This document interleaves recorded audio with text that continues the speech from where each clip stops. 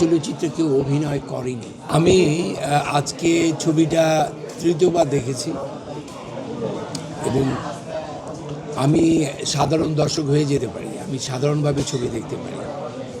আজকে ছবিটা আমি দেখেছি এবং এই ছবিটি সম্পর্কে আমি শুধু এটুকুই বলবো, আমি অনেক কিছু বোঝার চেষ্টা করছি। ছবিতে কি বোঝালো, ছবিটা কি আমাদের এটা কি বলতে চাচ্ছে। আসলে না, আমি একজন সাধারণ দর্শক হিসেবে আমি একেবারে সাদা মাটা একটা গল্পকে দেখছি আজকে, এবং এই গল্পটা দেখতে গিয়ে আমার কাছে মনে হয়েছে যে মানবীর এত সুন্দর প্রেমের গল্প, এবং আমি পৃথিবীতে চলচ্চিত্রের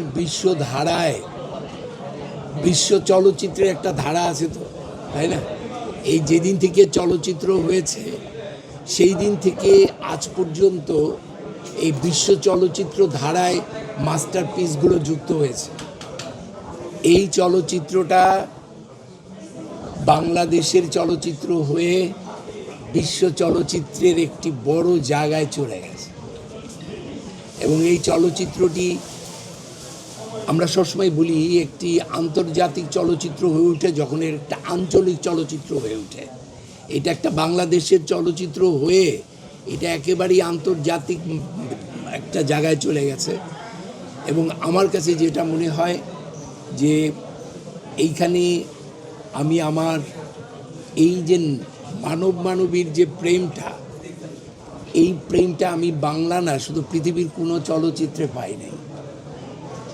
সেই যে সম্পর্কের যে রঙগুলো, যে হিউম্যানিটি এখানে প্রকাশিত হয়েছে, এবং এনলেস এক একটা তাল পড়ছে, এক একবার মেটে আসছে এক একটি জীবনের ফেজে, এবং এটা চলছে।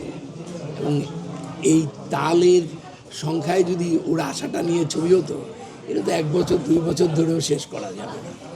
বাট আমি শুধু এটিকে বলবো, এই চলচ্চিত্রটি আমাদের বাংলাদেশের চলচ্চিত্রের ধ্রুপদী ক্ষেত্রে শুধু নয়, আমি অসাধারণ এবং একটি চলচ্চিত্র নির্মাণ, এবং আমি বলবো সবাইকে চলচ্চিত্রটিকে সাধারণভাবে দেখা।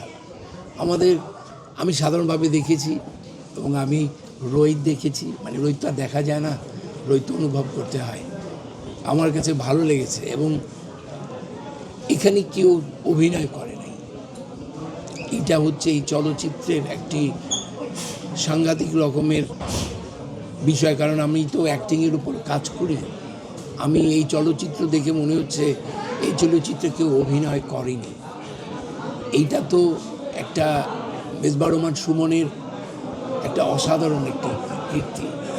এই চলচ্চিত্র অলরেডি তো বিশ্বর একটা জায়গায় গিয়েছে, এবং যত দিন যাবে চলচ্চিত্র, যত মানুষ দেখবে, ততদিন এই চলচ্চিত্রগুলোকে এটা আস্তে আস্তে এটা প্রকাশিত হবে। এবং এই চলচ্চিত্রটা একবার দেখার জন্য না, আসলে